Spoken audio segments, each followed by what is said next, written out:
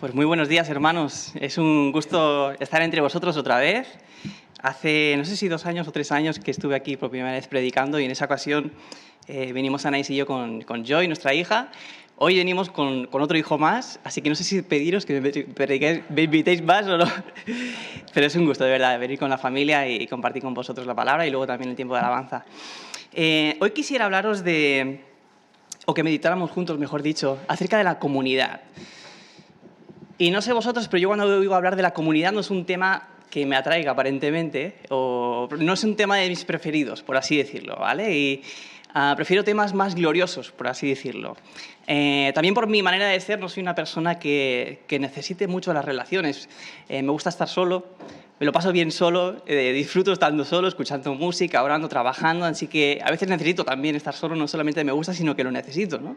De hecho, viniendo, por ejemplo, hacia aquí, nosotros vivimos en Vic, como decía Albert, y tenemos 1 hora de trayecto, yo podría estar en el coche en silencio 1 hora, con mi mujer al lado, pobre. Entonces, no soy de demasiadas relaciones, ¿no? No es un tema que me atraiga a priori o que lo considere demasiado importante, al menos, ¿no? Sin embargo, para Dios sí que es importante este tema. Y de hecho, uno de los propósitos de Dios con la comunidad es revelar lo que hay en nuestro propio corazón, ¿vale? Y una de las pruebas que nos pueden orientar o ayudar a saber si como comunidad estamos siendo transformados y moldeados por el Evangelio mismo, no tiene que ver solamente con si se predica la sana doctrina, o si las alabanzas son bíblicas, o si las reuniones de oración están enfocadas en el reino de Dios y su gloria, sino tiene que ver precisamente en relaciones. El Evangelio transforma las relaciones, y no solamente de manera que nos podemos llevar bien entre todos, sino las transforma de una manera profunda. Y yo quiero que veamos uno de estos aspectos. Y uno de los frutos que produce el Evangelio dentro de la comunidad es una comunidad humilde, ¿vale? Ahora, ¿a qué nos referimos con esto, no? Porque utilizamos esta palabra de muchas maneras. Nos estamos refiriendo que cuando somos transformados por el Evangelio somos una congregación que pasa desapercibida en el barrio, o con personas con poca autoestima, o algo parecido a esto.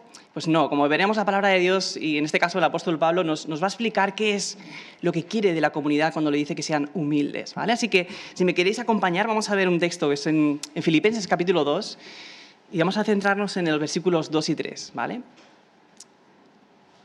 Filipenses capítulo 2, y versículos, 3 y 4. Y fijaos lo que está diciendo el apóstol a los hermanos ahí en la iglesia de Filipos. Les dice lo siguiente, dice: nada hagáis por egoísmo o vanagloria, sino que con actitud humilde cada uno de vosotros considera al otro como más importante que a sí mismo, no buscando cada uno sus propios intereses, sino más bien los intereses de los demás. Y vamos a parar aquí, ¿vale? Así que quisiera que veamos primeramente qué es lo que no es la humildad, ¿no? ¿Qué es lo contrario a la humildad, por así decirlo? Y fijaos cómo empieza el apóstol Pablo. Empieza con palabras muy fuertes. Dice: nada hagáis por egoísmo o vanagloria, ¿no? Y nada es nada, absolutamente nada. Normalmente cuando yo pienso en egoísmo o vanagloria, rápidamente pienso en cosas que son evidentemente malas, ¿no? Por ejemplo, pienso en personas arrogantes, pienso en personas que desprecian a otros o que menosprecian a otros, o personas que están siempre alardeando de sus éxitos, de lo que hacen, de sus logros, ¿no? Que están presumiendo de lo que tienen.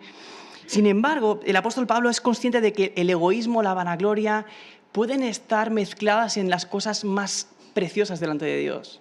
O sea, podemos hacer las cosas más santas y que el orgullo, la vanagloria o la rivalidad se vaya entremezclando en los deseos y las motivaciones de nuestro corazón a la hora de hacer estas cosas, ¿no?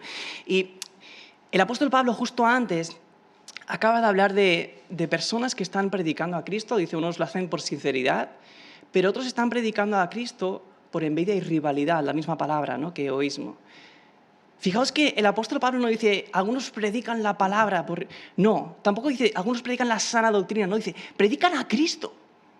O sea, predican el centro de la Escritura, a donde apuntan todas las flechas en la Escritura, en el Antiguo Testamento y en el Nuevo Testamento. El centro del Evangelio, la piedra angular, ¿no? O sea, a Cristo.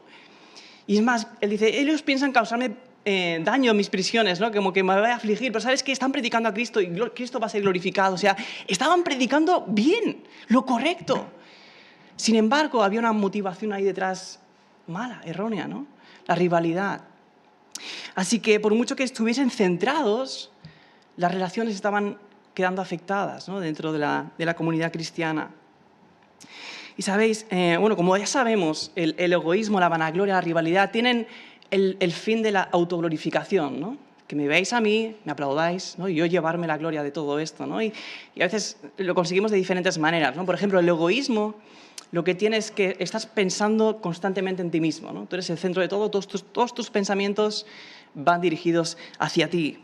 Y esto puede esconderse de muchas maneras, de maneras muy sutiles, ¿no? Hablamos al principio de personas que están constantemente alardeando de lo que hacen, ¿no? Presumiendo de lo que hacen, ¿no? Pero puede esconderse de la manera contraria. El egoísmo también está escondido en personas, por ejemplo, que constantemente están pensando yo no valgo para nada, yo no sirvo para esto, no soy nadie, ¿no? Son personas que en el fondo están obsesionadas consigo mismas, que lo único que podría traerles satisfacción es que ellas fuesen diferentes, que tuviesen las habilidades que otros tienen, que tuviesen el éxito que otros tienen, el físico que otros tienen. Así que son personas que constantemente están pensando en sí mismas. Eso también es una manera de egoísmo, ¿no? O pensamos dentro de la comunidad, ¿no?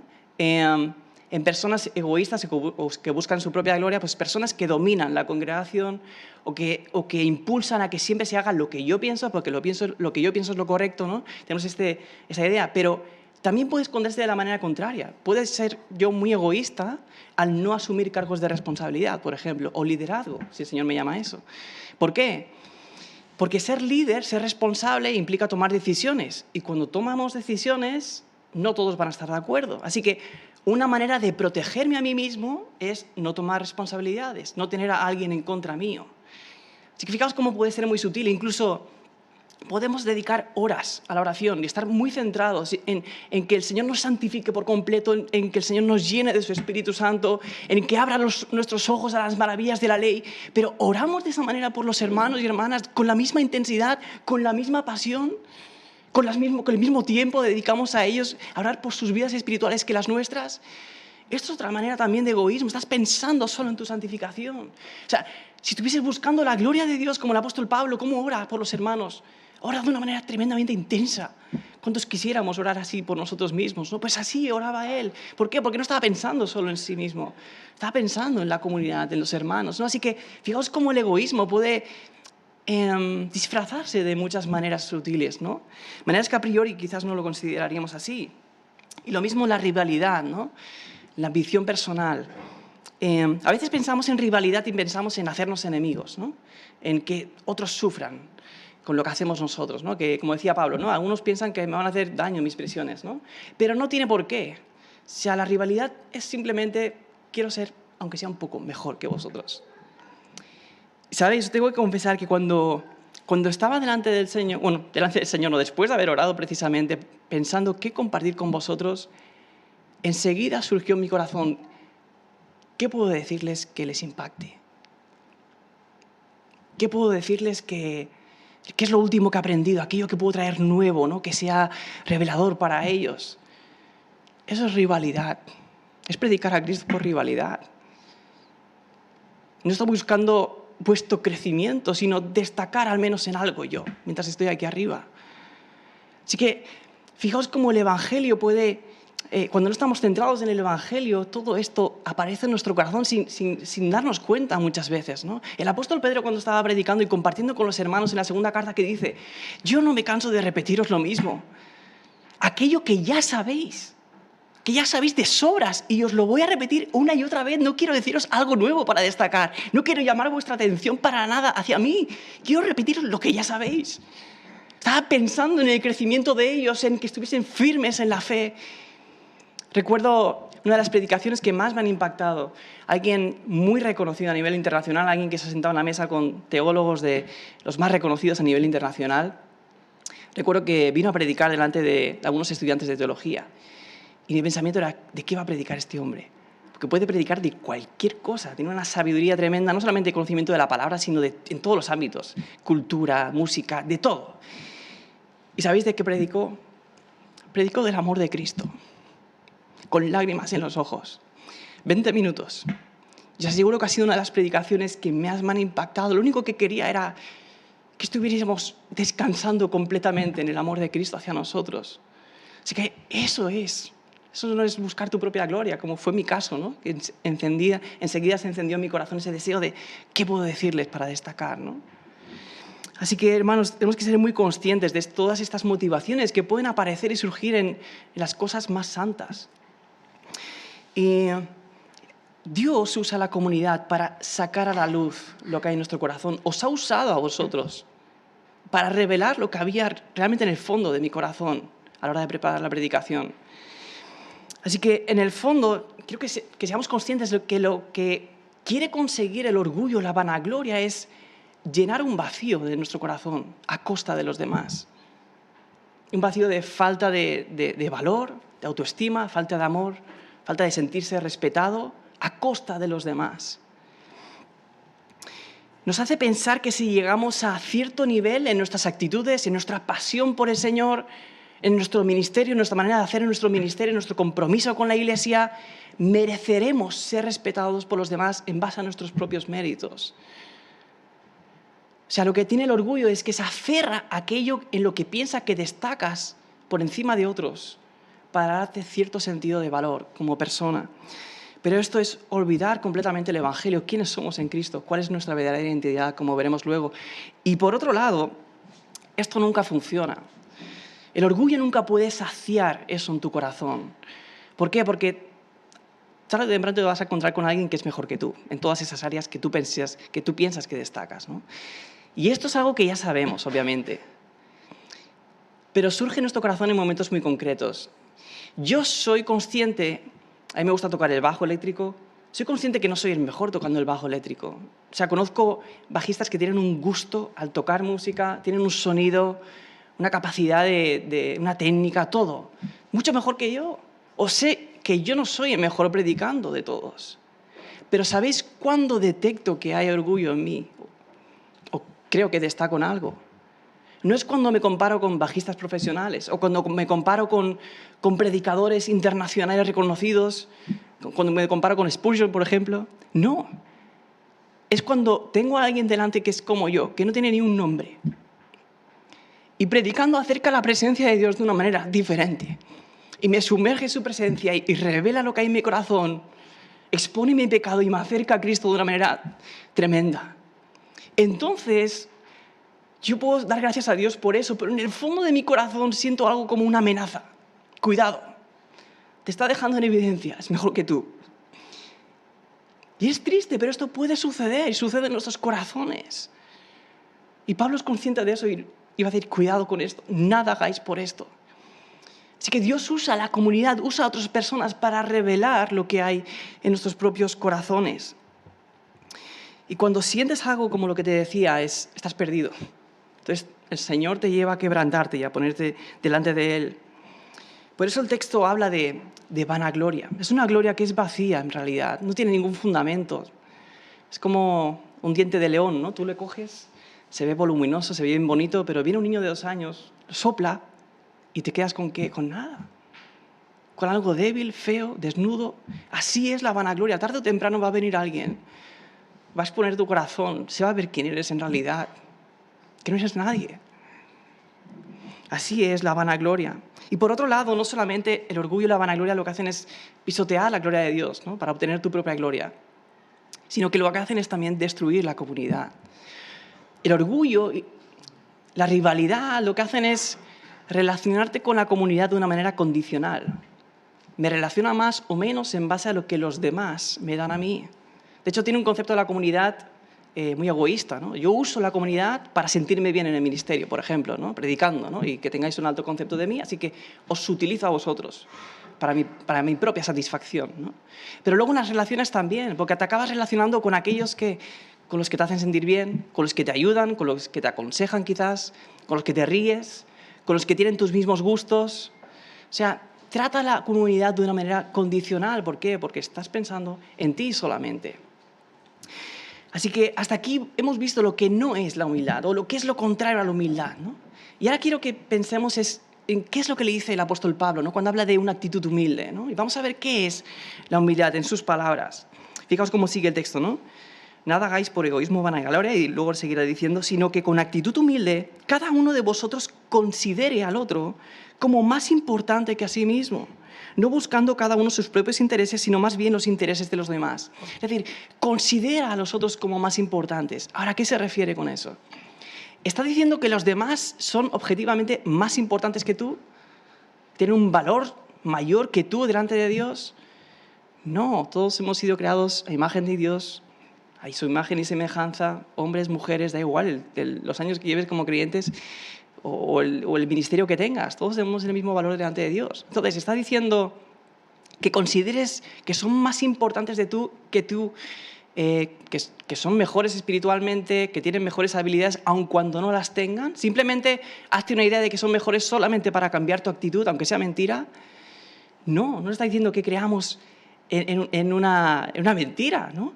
Lo que está diciendo el apóstol Pablo es, considera que para ti sean más importantes ellos que tú mismo, que ellos sean tu prioridad. Lo que está diciendo es, deja de pensar en ti, piensa en ellos, céntrate en ellos, busca sus propios intereses, no los tuyos propios. Y sé que esto no es fácil, especialmente en las comunidades cristianas. ¿Por qué? Porque Dios nos junta a personas que no tenemos nada que ver unos con otros. Personas de edades diferentes, de países diferentes, de culturas diferentes, de maneras de hacer diferentes, de enfoques en la teología diferentes incluso. Somos muy diferentes y es difícil, o nos es más fácil, buscar los intereses de aquellos a quienes amamos, con quienes tenemos buen feeling, ¿no? Como decidos, pero aquellos que son tan diferentes a mí, cuesta. Ahora, somos conscientes de que Dios es soberano y eso, entre otras muchísimas cosas, significa que Dios es aquel que ha escogido con quienes te vas a rodear en la comunidad. Ha puesto a cada uno de los que estáis aquí para moldear tu propio corazón. Con unos el Señor te va a llevar a tener más paciencia, con otros a un amor verdadero, con otros vas a practicar la gracia, con otros vas a desarrollar la mansedumbre. Pero Dios usa las relaciones para moldear nuestro corazón. ¿Por qué? Porque el crecimiento cristiano, la santidad, no tiene que ver solamente con tu tiempo a solas con el Señor. La santidad tampoco tiene que ver con cumplir mandamientos. ¿Quieres cumplir mandamientos? Amarás a Dios sobre todas las cosas y amarás a tu prójimo como a ti mismo. Relaciones. Y amar no es... A veces pensamos, amarás a Dios sobre todas las cosas y me llevaré bien con todo el mundo, no tendré problemas con ninguno. No, está diciendo, ámales. Que tus afectos, que tus emociones, que tu compromiso esté volcado en ellos. Amar es amar. Implica todo eso. Así que si quieres crecer en santidad, necesitas relaciones. Amar. Amar a aquellos que quizás con quienes no tienes demasiado entendimiento. Amar a aquellos con quienes a veces no sabes qué temas de conversaciones sacar porque no sabes qué decir muy bien, no les conoces demasiado. Amar a aquellos que quizás no te caen bien incluso. Amar a aquellos que son tan diferentes a ti. Amar a aquellos que a veces no te acuerdas ni de su nombre. Recuerdo una vez en una excursión de iglesia, vino una mujer a mí y hablando de la iglesia, estaba creciendo en aquel momento y llegó un momento que me dijo, Pablo, es que hay personas que no sé ni cómo se llaman. Y yo pensé, yo también. Pero ella me lo decía con lágrimas en los ojos. Y ella estaba realmente preocupada porque hay personas que todavía no saben su nombre. ¿Cómo voy a buscar los intereses de ellos si ni siquiera conozco su nombre? Y sabéis, eso fue revelador para mí. O sea, Dios expuso mi pecado de una manera muy grande porque yo también estaba en su situación. Yo no conocía los nombres de todos, pero yo no me preocupaba por eso. No me importaba. No buscaba sus intereses. O sea, ¿cómo podemos buscar los intereses de los demás cuando ni siquiera les conocemos o no hacemos un esfuerzo por conocerles o saber siquiera su nombre? Hermanos, no podemos amar a la iglesia de una manera general si no somos capaces de amar a los hermanos de una manera particular. Y esto es así porque el amor y la humildad van de la mano. Cuando el apóstol Pablo describe el amor en 1 Corintios, una de las cosas que va a decir es, el amor no busca lo suyo. Es lo mismo que está diciendo Pablo aquí. La humildad es busca los intereses de otros, no busques los tuyos, busca los intereses del otro. Y es que cuando Pablo está diciendo considera al otro como más importante, no es que tengamos que hacer un acto frío de decir, vale, son más importantes que yo para mí, así que me esfuerzo en amarles. No, va ligado el amor. Piensa en una madre, ¿no? Cuando una madre recibe a su hijo recién nacido, la enfermera no tiene que decirle a partir de ahora que este sea tu prioridad, ¿eh? Necesita comer y él no puede valerse por sí mismo, le tienes que duchar, le tienes que vestir. No, la madre le sale de manera natural cuidar de él. La madre se hace siervo de su bebé, le sirve en todo. Le da de comer, le cambia el pañal, le limpia, le ducha, le ofrece todo lo que necesita. Está a su disposición porque le ama. Sale de manera natural humillarse, servirle a su hijo, porque le ama. Así que el amor y la humildad están totalmente conectados. Y la Escritura nos da grandes ejemplos de esto. En el Antiguo Testamento tenemos a un personaje como Moisés, ¿no? Que aparentemente cuando tú lees la narrativa de Moisés, el Pentateuco, no pienses que es alguien demasiado humilde, ¿no? Porque es un líder, es alguien que confronta al pueblo con su pecado cuando tiene que hacerlo, es alguien que tiene convicciones muy firmes. Sin embargo, nos dice la palabra en Números 12:3 que Moisés era un hombre muy humilde, más que cualquier otro hombre sobre la faz de la tierra. ¿Cómo podemos ver esto? ¿En qué momentos podemos verlo? En varios, pero hay uno que resalta especialmente mi atención. Si os acordáis, cuando el pueblo de Israel está pecando haciendo un becerro de oro, el Señor tiene una conversación con Moisés y le dice lo siguiente. Dice, he visto a este pueblo, y aquí es pueblo de dura cerviz, y ahora pues déjame que se encienda mi ira contra ellos y los consuma, mas yo de ti haré una gran nación. Hasta aquí el pecado de ellos, voy a destruirles, y de ti, Moisés, voy a continuar mis promesas contigo. ¿Qué es lo que dice Moisés en ese momento? ¿Cómo responde al Señor? ¿Busca sus propios intereses? No, fijaos lo que dice. Dice, pero ahora si es tu voluntad, perdona su pecado, y si no, bórrame del libro que has escrito. Señor, perdónales o bórrame del libro que has escrito. Y sabéis, Moisés no está hablando por hablar, está hablando cara a cara con Dios. Es sincero lo que está diciéndole a Dios. Se lo está diciendo a él, no me lo está diciendo a mí, alguien que puede engañar o algo. No, está delante de la presencia de Dios. Es un amor sincero hacia Dios. Señor, perdónales y si no, bórrame del libro de la vida. ¿Qué va a ser de tu gloria, Señor? ¿Qué va a ser de ellos? O cuando pensamos en el apóstol Pablo, ¿no? Recordábamos al principio, ¿no? ¿Cómo ora él por los hermanos? ¿Con qué intensidad ora? Yo voy a decirle, Señor, que puedan conocer el amor de Cristo, que sobrepasa todo conocimiento, ¿no? Para que sean llenos hasta toda la medida de la plenitud de Dios.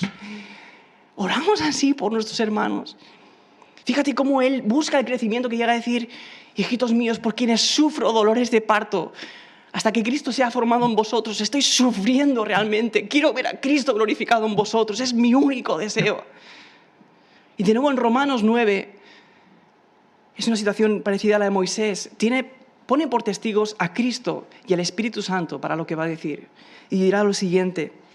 Digo la verdad en Cristo, no miento, dándome testimonio en mi conciencia al Espíritu Santo de que tengo gran tristeza y continuo dolor en mi corazón, porque desearía yo mismo ser anatema, separado de Cristo, por amor a mis hermanos, mis parientes según la carne, para que se salven los israelitas. Desearía yo mismo ser anatema, ser maldito, separado de Cristo. Y hermanos, lo mismo, no está hablando por hablar. Digo la verdad en Cristo, no miento. Dándome conciencia al Espíritu Santo de que esto que voy a decir es real. Lo digo delante de Dios, desearía yo mismo ser anatema. Tanto Pablo como Moisés estaban buscando los intereses de los demás, estaban buscando la gloria de Dios, querían bien de los demás, a pesar del perjuicio que iba a ser o que podría ser para ellos. Sin embargo, cuando Pablo, viendo nuestro texto en Filipenses, va a hablar de un ejemplo, no se pone a él como ejemplo, en este caso, ni a Moisés. Pone un ejemplo que no tiene medida. Versículo 5 del capítulo 2. Haya pues en vosotros esta actitud que hubo también en Cristo Jesús. Y sabéis, tanto Pablo como Moisés son personas únicas en la historia. Dos líderes que han estado caminando de la mano de Dios, han estado cara a cara con Él. Han tenido un ministerio único. Pero no son superiores a nosotros, en el sentido de que son humanos como nosotros, pecadores, creados a imagen de Dios, igual que nosotros. Pero Cristo no. Cristo es Dios. Y lo que va a decir el versículo 6 es: el cual, aunque existía en forma de Dios, no consideró el ser igual a Dios como algo a que aferrarse, sino que se despojó a sí mismo tomando forma de siervo, haciéndose semejante a los hombres, y hallándose en forma de hombre, se humilló a sí mismo, haciéndose obediente hasta la muerte, y muerte de cruz. Y cuando el apóstol Pablo dice que existía en forma de Dios, no habla tanto de la apariencia, sino de su esencia misma. Cristo es la imagen del Dios invisible, el resplandor de su gloria, como dirá. Es el Hijo de Dios, el creador de todas las cosas, aquel para quien han sido creadas, también es el heredero de todo. Es el superior, es mejor que nadie. ¿Y qué es lo que dice Pablo? Él no consideró, la misma palabra. Lo que dice Pablo es: no considera a los demás como más importantes que a ti mismo. ¿Y qué hace Cristo? Él no considera ser lo más importante como algo a que aferrarse. No considera ser el mejor. No considera que es el que tiene mejores habilidades, los atributos divinos, como algo a lo que aferrarse, a separarse de nosotros.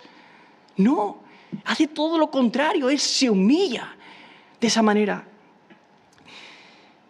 Se humilló para servirnos, igual que una madre se humilla para servir a sus hijos. Y sabéis, la humillación de Cristo no apaga la gloria de Cristo o no la hace más pequeña, sino que la expone de una manera incomparable. ¿Cómo describe Juan en su Evangelio, en el capítulo 1, la gloria de Cristo? Y vimos su gloria, gloria como la del unigénito del Padre, lleno de ¿qué? De santidad, lleno de majestad, lleno de esplendor, lleno de gracia, dice. Lleno de gracia y de verdad. O sea, Cristo muestra su gloria, a Dios le place mostrar su gloria, la gloria de su gracia, de una manera incomparable. Y es muy interesante que Moisés, cuando le pide a Dios, en ese pasaje que veíamos antes, Señor, muéstrame tu gloria, ¿no? Después de haber visto tantos milagros, aún le sigue pidiendo: Señor, muéstrame tu gloria. ¿Qué hace Dios? Proclama su gloria delante de él. ¿Y qué dice Dios de sí mismo? ¿Cómo revela su gloria? El Señor, lento para la ira y grande misericordia. Así soy yo. Esa es mi gloria. ¿Quieres conocer cómo soy yo? Así soy yo.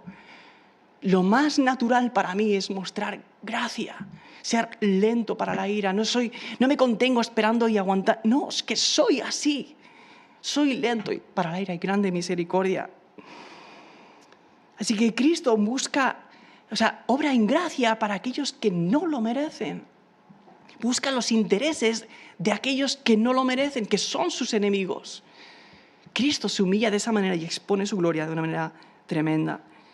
Y ahora quiero que pienses en una persona que para ti, que tú consideres que realmente es muy humilde, ¿vale?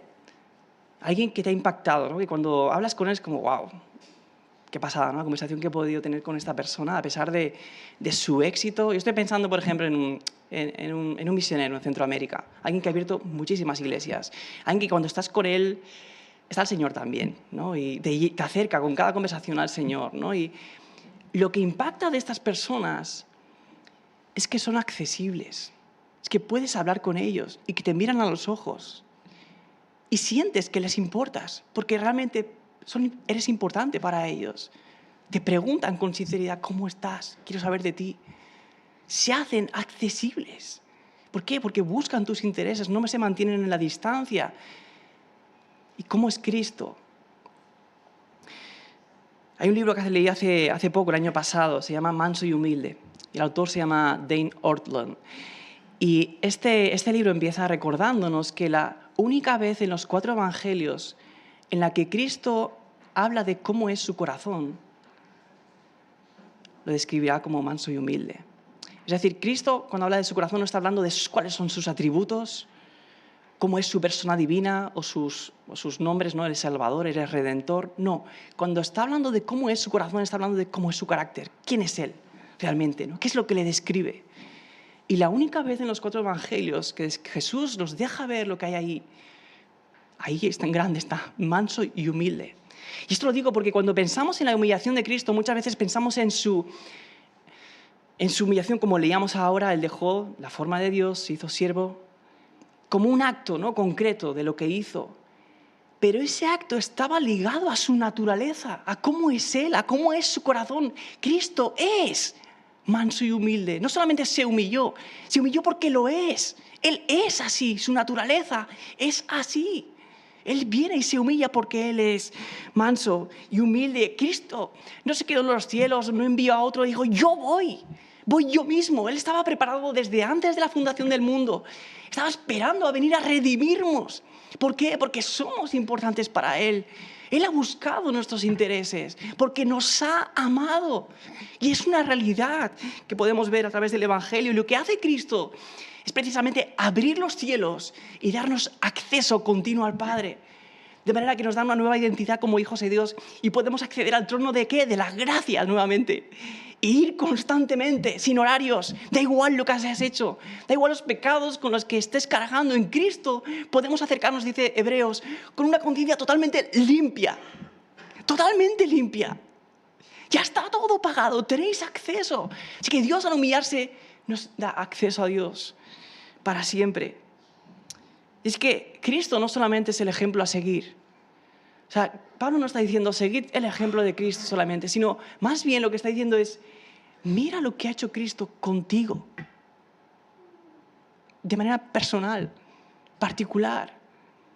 Y solamente cuando comprendes cuánto te ha amado a Cristo, como el apóstol Pablo dirá, ¿no? El cual me amó y se entregó a sí mismo por mí. Solamente cuando el Evangelio afecta a tu corazón, cuando lo remueve y cuando lo sacude, es que podemos también humillarnos y ver a nuestros hermanos como mejores que nosotros, como más importantes que nosotros y dedicarnos a ellos. ¿Por qué? Porque ya hemos sido saciados por el Evangelio. Nuestro corazón, ese vacío que busca valor, identidad a costa de los demás, ya no necesita eso. Ya ha sido saciado. En el siguiente capítulo, Pablo va a decir, mira, ¿sabes qué? Todo lo que era para mí, lo que me hacía sentir superior a otros, aquello en lo que confiaba yo, hebreo de hebreos, era israelita, en cuanto a la ley, irreprensible, todo aquello que me hacía ser alguien, lo he estimado como pérdida. Y es más, estimo todas las cosas como basura por el incomparable valor de conocer a Cristo y ser hallado en Él. Estoy en Cristo. Soy hijo de Dios, coheredero con Él, para siempre. Él ha hecho de mí un reino de sacerdotes, hijo de Dios para siempre. Y cuando sabe quién es Él, entonces es capaz de servir a los demás totalmente y decir cosas tan fuertes como las que leíamos antes, ¿verdad? Y termino con esto, hermanos, cuando Pablo o cuando Moisés estaban diciendo, Señor, perdónales a ellos, sálvales a ellos, si no, bórrame del libro de la vida, o que sea yo mismo anatema, separado de Cristo. Si Dios hubiese respondido a sus oraciones, hubiese sido justo si hubiese condenado a Pablo, a Moisés, porque eran pecadores. Pero Cristo no. Cristo sufrió la muerte de cruz. Cristo sí fue hecho maldición por amor a sus hermanos. Cristo sí que fue hecho pecado a fin de que nosotros pudiéramos salvarle. Así que el acceso que ahora nosotros tenemos, Cristo lo perdió completamente en la cruz. Él fue abandonado, fue desamparado. Él clamó a los cielos y los cielos guardaron silencio. Solamente las tinieblas cubrieron aquel día. Así que, hermanos, solamente cuando el Evangelio está transformando nuestros corazones, cautivándolos, es que podemos llegar a ser realmente una comunidad humilde. Que pensemos en los demás. ¿Por qué? Porque nuestro corazón estará saciado. Ya sabemos quiénes somos en Cristo Jesús. Ya no tenemos necesidad de utilizar a los demás para saciarnos bien, para sentirnos bien con nosotros mismos. No, lo tengo todo en Cristo. Soy hallado en Él. Así que eso es lo que deseo para vosotros y también para mi comunidad en Vic y para las iglesias de Cristo. Así que me gustaría dejaros con este mensaje y orar al Señor para que Él haga vivo su Evangelio en nuestros corazones y en nuestras comunidades. Oramos al Señor.